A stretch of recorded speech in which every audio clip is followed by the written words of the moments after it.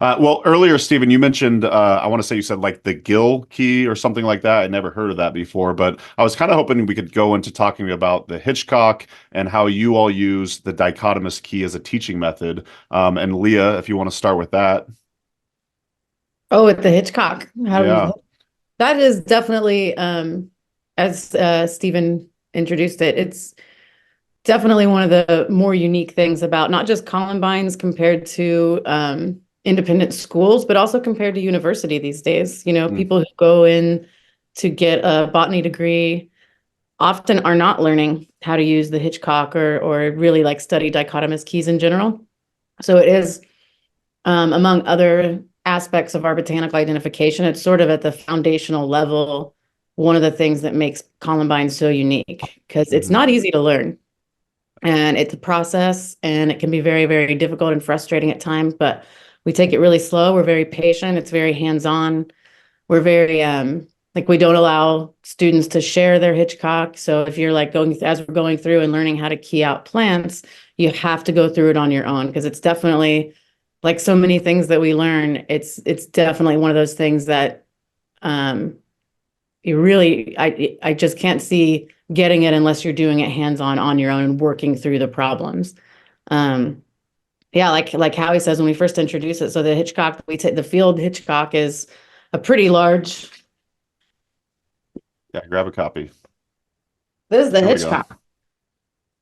Nice. So it's a pretty big book, and this is the travel one. This is the one you put in Cool. your backpack and take out in the field because it's an abridged version of five of these The, that the Hitchcock's the author. It's the flora of the oh Pacific thank Northwest. Just to be clear for everybody. Yeah. Yeah. You carry We that call it the book in the Hitchcock. We woods? call it the Hitchcock because it's kind of slang for us in the know. yeah, thank you for pointing that out. Celio Hitchcock. Alex, did you want to add anything to that? Yeah, so a dichotomous key is a wonderful tool for botanists or people that want to go out in the field and ID plants. And we're kind of basing this on field characteristics. So we're looking at flower parts, leaf shapes, the habitat that they're growing, and things like that. And it really gives us the ability to be out in the field and actually figure out what plant we're working with or looking at or amongst. And it's kind of a dying art at this point in time. Like Leah mentioned, it's not being taught by very many people. I was lucky enough to be able to use the flora of the Pacific Northwest in college, but not a whole lot of classes do that. So it's a wonderful tool that we specifically use in Columbines. And yes, we are hiking around with it, but we're able to identify different plant families, go into the genus and species of a plant, and it's also a challenge, in my opinion. That's something that kind of makes Columbines just such a fun type of learning atmosphere is that it's challenging. Mhm. And it's not something where you're being challenged like tests, you're having to study and cram in all this information. You're slowly gaining all of this information over time and building upon each concept, and it sticks with you. It goes into long-term knowledge, and not everyone might use a dichotomous key after they finish a class, but there are going to be those people that just attach on and they really enjoy it, and they go out in the field and they carry their IDs and wherever they go. So there's different dichotomous keys all over the United States. There's one for the Midwest, there's one for in the United States, the Pacific Northwest. So depending on where you live, you'll have to figure out which key is local to your area to ID plant. I'm glad you brought up the challenging aspect of it because I never really fancied myself a very sciencey type person. I was incredibly intimidated by keying out plants when I first started Columbines, but it really did build a bunch of confidence in me after taking the apprenticeship. Like, oh, I can do this now, and I really appreciated the challenge of it, and yeah, it was just very rewarding for me. So, Howie, do you want to keep talking about the And I Hitchcock? just gonna Oh yeah, say that, please, Leah. Yeah. sorry, because it made me smile so hard.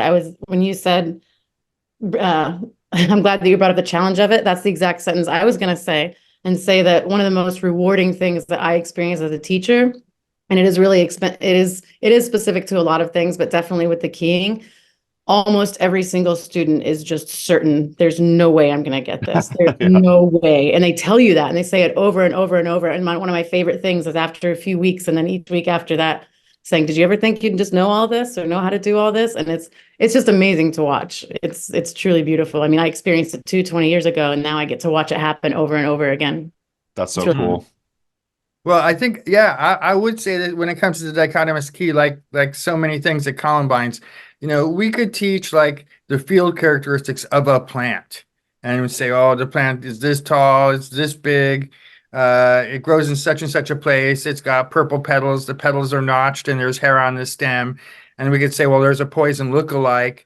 It grows in the same place and everything, only it has rounded tip petals instead of notched, and there's no hair on the stem. We can memorize these things, and now you know the plant, and now you can safely, eat it if you want. You can identify the plant. But, if you learn 100 plants by field characteristics in that way, using just those and just memorizing them, 100 plants, you might have to learn you might have to learn 300, memorize 300 or 500 things to know 100 plants.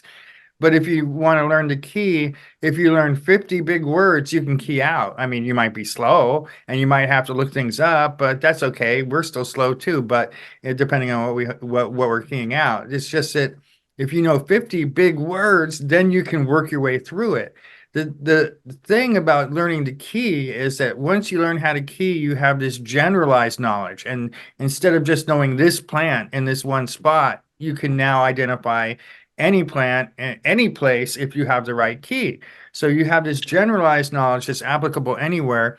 And that's exactly a theme that runs through Columbines. We're using local plants and local examples to teach a generalized knowledge, which is why the stuff that we teach is you can actually use it in Michigan or Belize or Southern Florida. You can use those same skills wherever you go. It's not like, oh, I only know Pacific Northwest now. We're consistently teaching that across the board in everything we teach. Oh, the other thing I was going to say about keying is that nowadays people have a tendency to be moving towards, botanists and scientists are moving more towards like using genetics for identification instead. And the whole concept of keying has a definite possibility of just disappearing. I have a feeling it's going to make it. I have a feeling people are still going to, but keying is becoming a lost art because I mean they still teach it at schools sometimes, as a class, but then you don't actually use it. You go into most botanists are going into genetics, and it's kind of going the way of like celestial navigation. Another thing I like to do, just because I like math and stars, and it's, if you use a GPS to get to Hawaii and your GPS is off on your boat, you don't know that until you get to Hawaii and it's not there.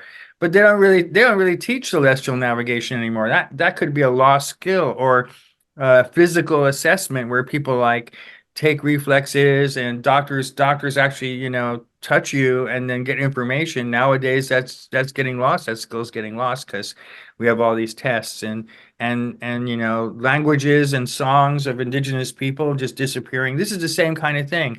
There's a possibility of losing skills that we've had in the past, and King to me is along those lines. Stephen, did you have anything to add to that? I could go for another half hour on that. Okay.